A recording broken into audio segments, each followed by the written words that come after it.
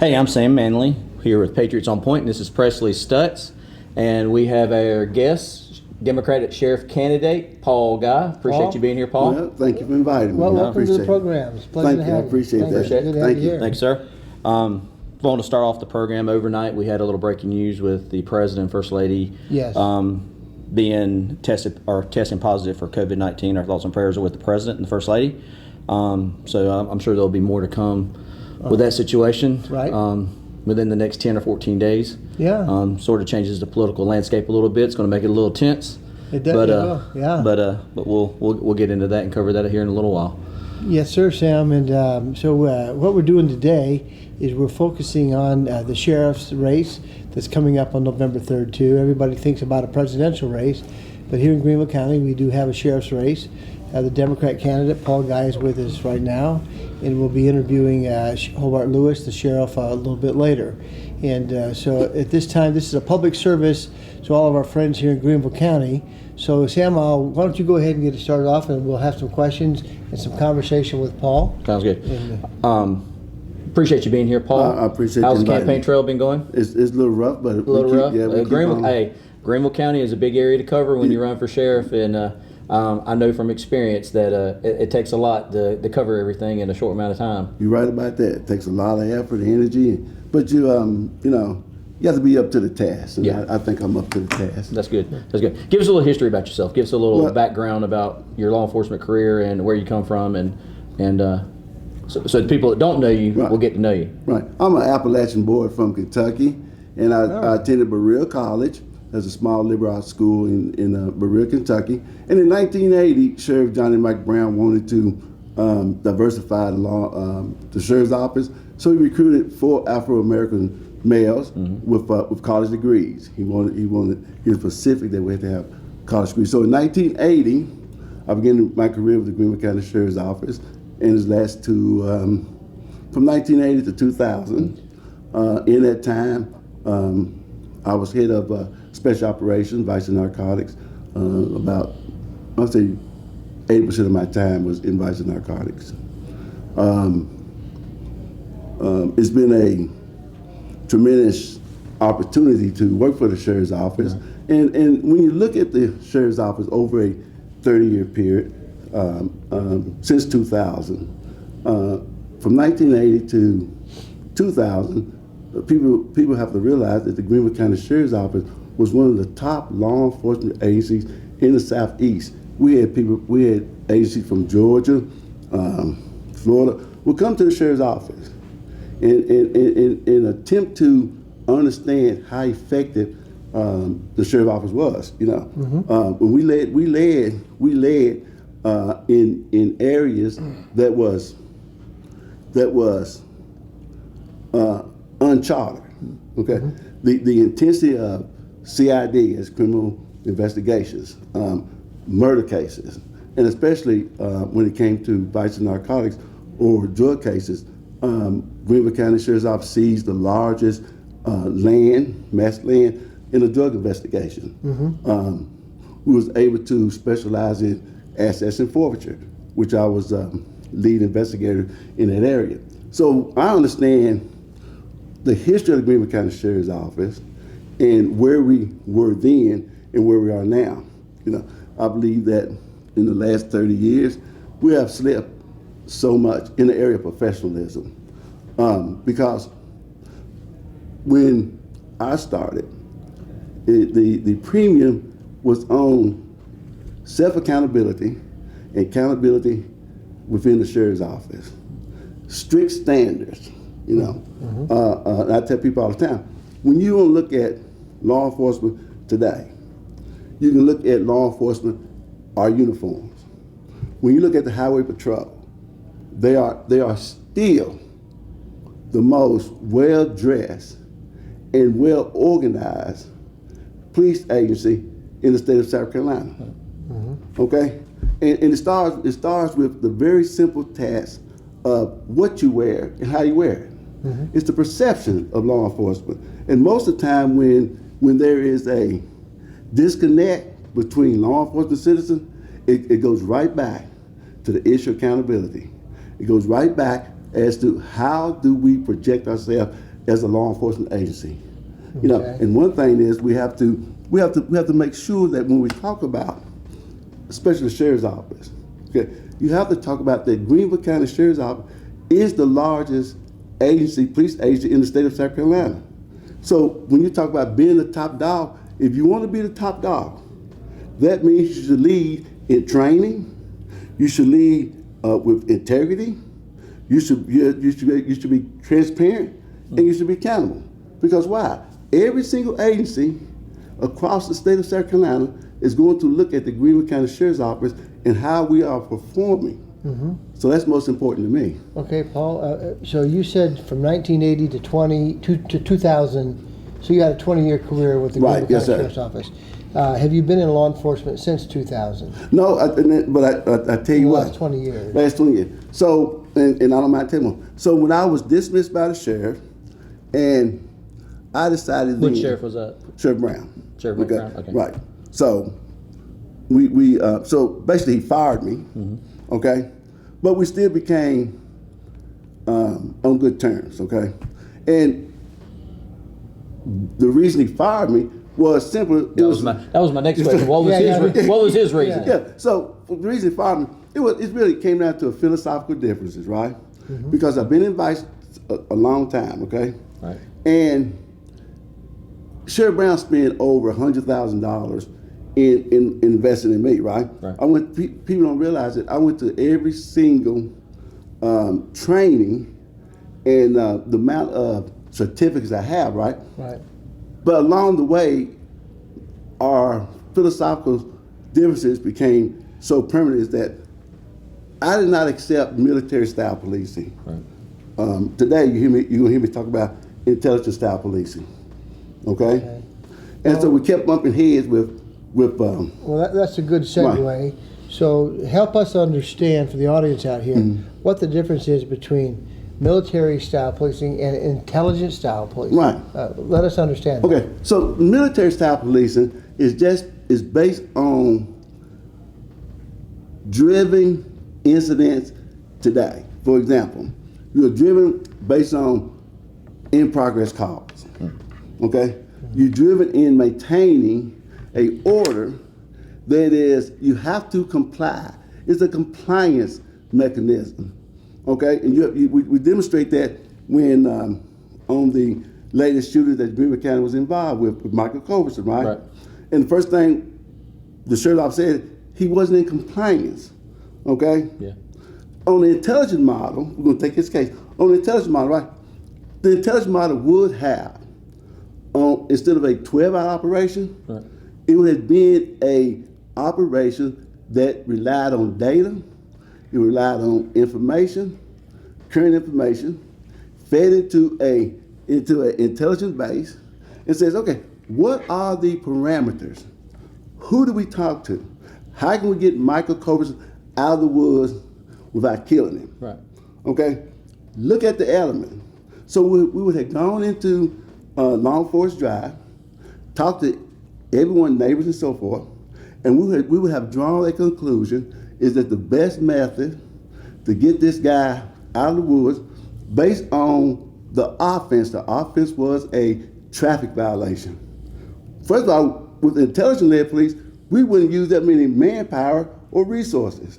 But the best operation at the end of the day was to leave him to the community and his grandfather and then rest him another day. Because once you look at the elements, okay, and once you look at the data, and once you look at all the interactions, okay, the best interaction was between law enforcement and the grandfather. Because if law enforcement had talked to his grandfather, he would have coached him out of the woods into his house, brought him to law enforcement center, there would be no arrest. Because we took a military style, okay, that means that for 12 hours, people don't realize for 12 hours, you lock down the entire community, only failure to stop for a blue light. Not a felony now, but a failure to stop for a blue light. You know, that means that you interrupt, okay? You interrupt the process. And I give you a prime example. When I was in Vice of Narcotics, I had a big head, so I'm gonna do something outside of the knowledge of Sheriff Brown. So at 4 o'clock in the morning, I decided that I was going to execute a search warrant. Right. At 4 o'clock in the morning. I got the team ready, and we hit the road. Sheriff Brown came on the radio, and he says, stop your car, because back then, we didn't have cell phones. Stop the car, go to the nearest phone. When I got to the nearest phone, he said, Bones, what are you doing? I'm going to execute this search warrant. He said, no, you're not. He said, you think I'm going to let you execute a search warrant and disturb the entire neighborhood? No, you stand down and you go home. At 4 a.m., yeah. That's right. So the whole point is, like in this situation, right, executive leadership has to have the knowledge and have to have the expertise to say, halt. You know, you have to tell, because Well, and it sort of leads into something else with this situation. At what point in time do you keep pursuing a suspect? What would be your I guess your reasoning or your motivation to lock down a neighborhood to pursue a suspect into the woods that may or may not be armed or that may or may not shoot at police officers? Right, because the point is, you look at the totality of the circumstances and the charges you're chasing him for. If he had robbed the bank, right, or if he had committed a murder, or if he was a danger to the public, then I understand. Well, in some of those situations, I mean, unless it's freshly occurred, you don't know if they did that. I mean, look at the Eric Nicholson shooting. He was pulling over a moped on Interstate 85 and had no idea that this guy had robbed several banks, right, and ended up getting killed. Mm-hmm. So the situations, I guess, vary. You have to understand the situation. Like with this Culbertson case, right? Yeah. You knew the night before that the only charge you had was misdemeanors. You had that intelligence, okay? Right.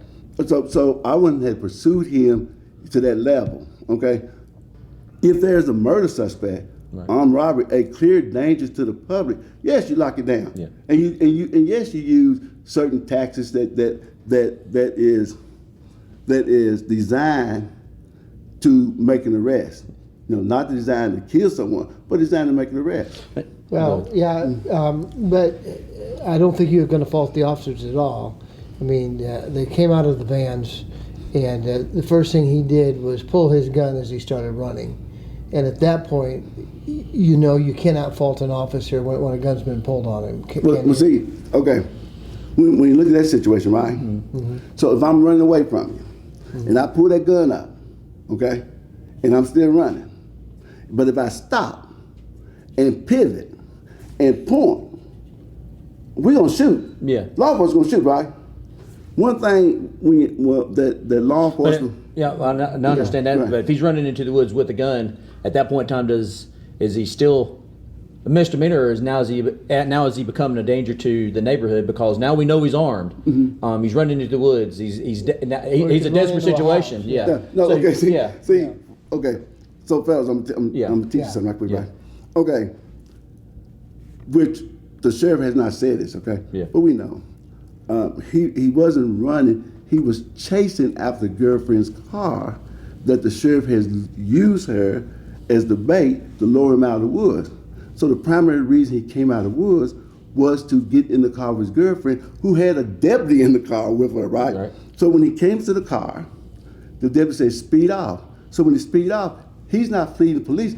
He was chasing the car. If you go to Channel 7 and really listen to the 35 seconds of the tape, right? Mm-hmm. The police officer said, make a right turn. He's chasing her.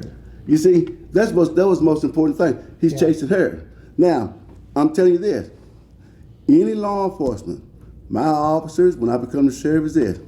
You stop, point, present a gun, you're going to get shot. Right.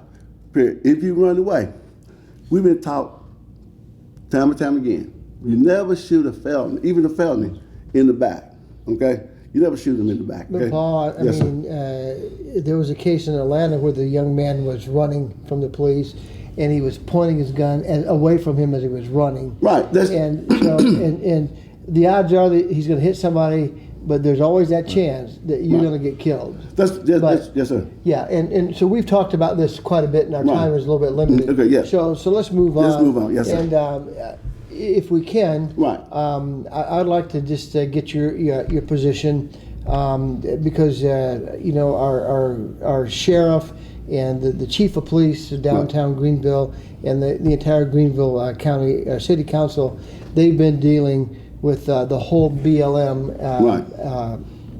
the marches and the protests going on. So can you talk to us? I mean, would you come out and categorically denounce the BLM for who they are and what they're doing? No, but I'm going to tell you this about the Black Lives Matter, okay, or any group, right? Mm-hmm. Our primary objective as law enforcement officers is to preserve safety and security. Mm-hmm. I don't care who's marching, okay? It could be Black Lives Matter, mm-hmm, it could be the KKK. My job is to protect those marchers, and my job is to protect property and bystanders. Mm-hmm. And we have to ensure the public that as the chief law enforcement officer, mm-hmm, we are impartial. All right, we it doesn't matter who's marching. For example, with the fly the flag, mm-hmm, okay, I would have done the same thing. I've been out there protecting them, mm-hmm, okay, mm-hmm, and because I don't want to be empathetic to anyone. That's not my job. Right. My job is to protect citizens and properties. Now, okay, Lord forbid that this happens, right, in Greenville or whatever, but mm-hmm, let's say we have a situation like Portland or in Wisconsin or whatever, where now we're not just having marches, we're having rioting and looting. And you mentioned about two styles of policing, whether it be militaristic or intelligent. Right. How would you approach that situation? Yeah. What would be your response as the constitutional elected official here in Greenville County to deal with that situation? If you got now that they're mad as hornets and they're starting to burn businesses or starting to do that kind of stuff. Right. What we do is law enforcement, right? Mm-hmm. You reach the level of threat. Okay, that means that when people become violent, looting and so forth, that's a level of threat. You take in every single, as it says, intelligence-wise, right? And you deploy the force necessary to dismantle the threat. Right. Okay. It doesn't matter. Our job remains the same. We would take people, property, citizens, and we will address the threat. That's how come I'm telling people who view the Democratic Party as weak on law enforcement. If you look at my record, I led the entire state in a number of arrests. Okay, I broke up more complex organizations in the entire county in a 20-year period. So my point is, I'm not soft on law and order. And I give you an example, the Lavish Lounge situation, right? Mm-hmm. If I become the sheriff, I'm telling you now, I am going to Atlanta and we're going to arrest these people from coming to Greenville, shooting up our community, and killing 2 people and putting 6 people in arrest. You cannot be lax on the execution of the law. Right. I'm serious. I'm serious about that. And I understand that. I guess so. What I gather is like you're not going to allow the looting and rioting type stuff in Greenville County. You're going to protect business, like you said earlier. You're going to protect businesses and properties. That's the big thing here. In Portland and Wisconsin and different areas, these cities who have Democratic administrations, right, and they have nothing to do with law enforcement, right, but yet they've ordered their law enforcement that they can to sort of put up a fence and watch it happen. Right. So you're telling the people of Greenville County you're not going to sit back and watch it happen. Matter of fact, I'm going another step. I just like the fact that Greenville City, okay, allow people to march without insurance. Yeah. Okay. The primary thing is that those who are going to march, right, should have the marching insurance. Okay. For example, my nonprofit. So we carry a $2 million. We don't march, but my nonprofit carry $2 million liability. Okay. But the Greenville County Sheriff's, the city or Greenville County. So you say, well, we'll give you permission to gather. Okay, not only law enforcement should be held accountable, but the governing body should be held accountable. And those people who are going to march should have the insurance. Right. And I'm going to say it when I become the sheriff. The problem, the thing in Greenville County is that people do not march in our county, but county still doesn't have anything in place. Okay, in the city, the people marching in the city. So the Greenville County Sheriff's Office backs up the city. Okay, in my opinion, right, I would never gone down there as a sheriff. Okay, that was a city situation. If it got out of hand, then the sheriff's office will come in, and when we come in, that means we come in business. Yeah. Well, I'm sure that there's probably some kind of agreement. The agreement. Yeah. The police chief had probably asked for them, and county council, because the sheriff has jurisdiction where that's right. It's one of those things. When I was at the sheriff's office, we can play in the city's backyard, but they can't play in ours. Right, but see, type thing. Yeah, but they were going down to law and order, and you never know how many people are going to show up at these. But see, the whole point is this. Yeah. It's all about visibility, right? Right. Because you hear the protesters. Then they say, "Where's Hobart? Where's the police chief?" Right? No. You send your first line. You send the lieutenants and the captains, right? But if we have to show up, there is an issue that we're going to resolve. Right. So there's not going to be a kumbaya period. Right. Law enforcement has to be law enforcement, and the chief and the chief executive officer. I am not going to a situation where ultimately I'm going to make a decision whether we're going to arrest someone or not. So you're not going to get me in this personal conversation, prior to my actions, okay? So basically, it'd be more of a hands-off approach unless needed, unless you're called type thing. Yeah. But again, I'm talking about as executive officer. Right. It was okay to send the team down there, right? But what you have was the police chief and the sheriff engaging in conversation with the organizers. Right. Then when things get out of hand, what do they blast the executive? And listen to some of the language. Where is the goddamn chief? Where is the goddamn blah blah blah? You heard all that language, right? Right. That was uncalled for. Okay. Okay. Well, our time is kind of running away from it. But, Paul, it's been 20 years since you've been in law enforcement, right? And if you get elected as the constitutionally elected sheriff of this county, you are the last line in the sand. Right. And my question is twofold. And I'll let Sam. I'll take the first part, and Sam, you can talk the other question I think that you want to ask.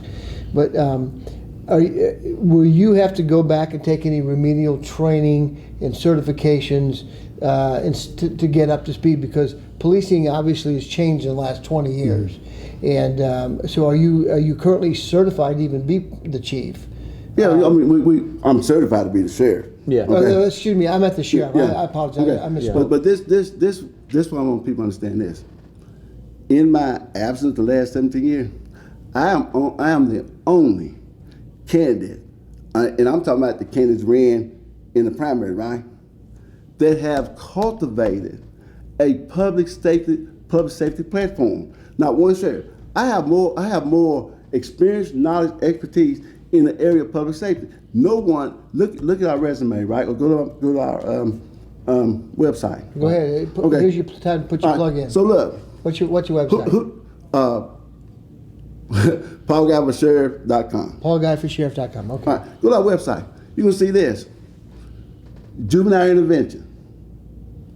Decreasing in police-related calls to segregated community that are violent prone. 73% of our cases is decreased. I run the largest juvenile intervention. It's called STRIVE, striving to reduce youth violence everywhere.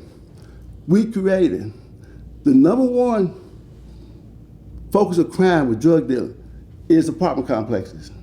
As a civilian, we wrote the segregated apartment complex collaboration with law enforcement. In this collaboration, we forces drug dealers out of these segregated communities where law enforcement can effectively make arrests.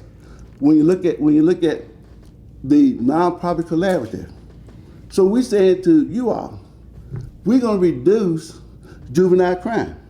26,000 juvenile was arrested in a 10-year period on five charges: assault and battery, disorderly conduct, disturbing school, simple possession of marijuana, and failure to comply. We already have programs. So when people talk about defunding the police department, right? That is one of the worst concepts that ever been coined in America. We're not going to defund law enforcement. Matter of fact, we're going to increase in law enforcement, because when we increase law enforcement, you can put prevention and intervention programs in place. Okay. Good. Second part of this question. Yeah. We're in the Southeast. Right. Guns are everywhere. Right. Guns are everywhere. You are the constitutional elected sheriff in Graham County.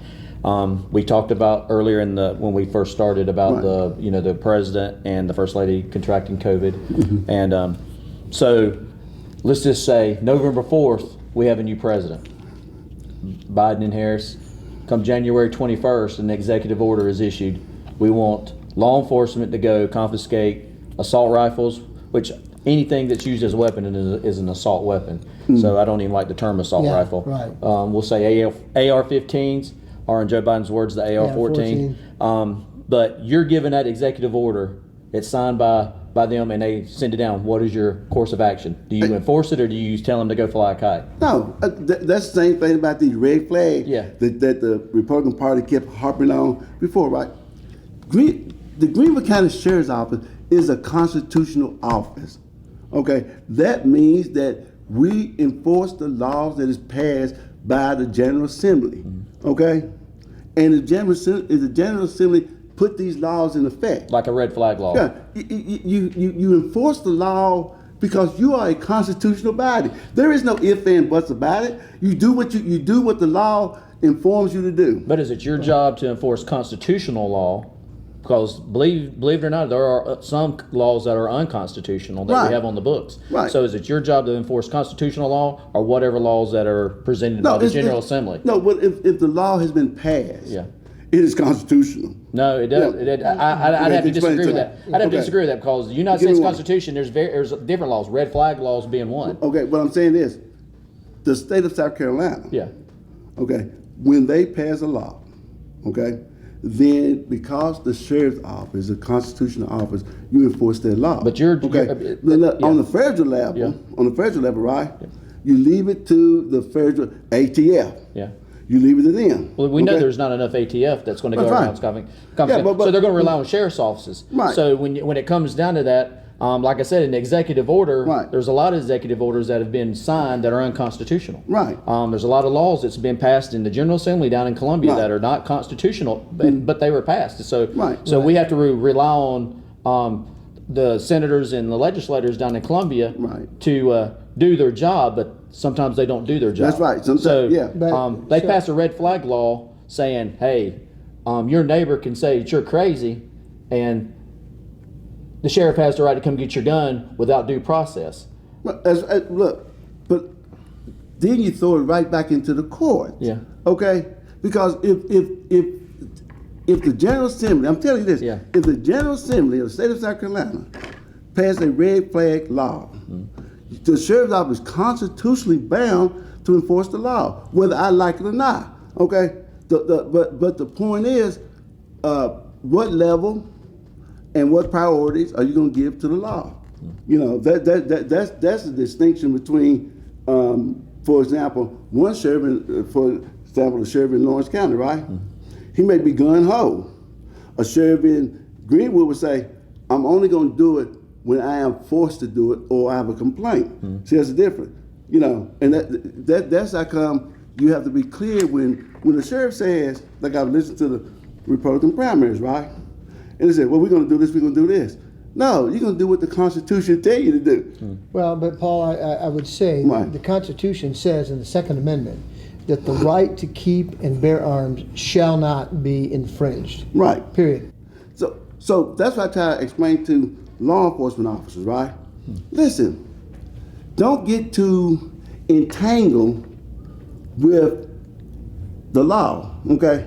The body of the law has to fit the body of the crime. Okay. Well, and here's so, the thing. So what you want to do is to say to people, right?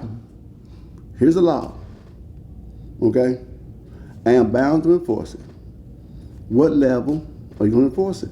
As simple as that. Because when you look at nationwide, right?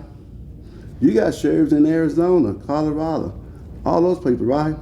Who are gun states, right? And they're not going to follow an executive order. Right. In Greenville, South Carolina, where and I guess that's our question. Right. To simplify our question, question are you going to follow the executive order? Because technically, the federal government doesn't override your jurisdiction. Right. You're a constitutional officer as a sheriff. That's right. So federal agents come to Greenville, South Carolina and say, hey, we're going to confiscate guns. You can tell them to beat feet. Right. So, just like with red flag laws, just because it gets passed by the General Assembly and signed by the governor, it's an unconstitutional because now it's an infringement without due process on people's rights to have guns. And So far, I've yet to see a red flag law that is good at all. Right, but see, listen, we should be proud of our General Assembly, right? I don't know. I don't know if I'd go that far. I'm going this far, right?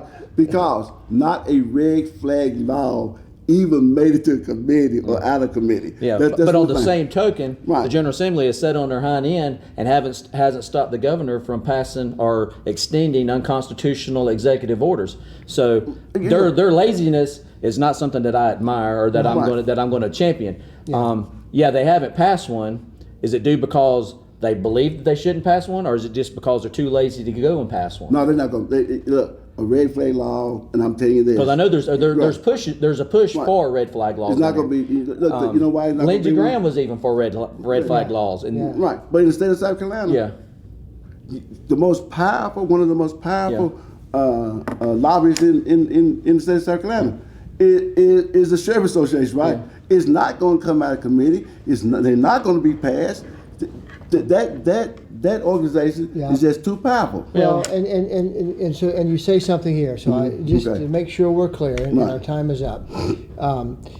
Constitutionally, as a constitutionally elected officer of this county, you are the last line in the sand from an overreaching federal or state government. Right. Okay, and so you're telling me that if they pass these unconstitutional laws, red flag, gun confiscation, whatever these laws may be, do we know, can the citizens of Greenville County rest well at night knowing that they're not going to get a knock on their door at 3 a.m.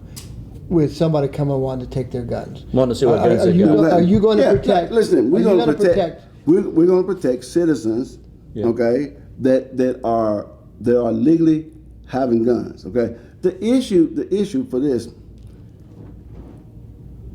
on the federal side, we don't have to escort, lead, or go along with federal agencies. Same thing in immigration. You don't have to do that, right? Right. All right, on the state level, it still goes back to what the state constitution says that what is sheriff is bound in. Okay, all right, but this.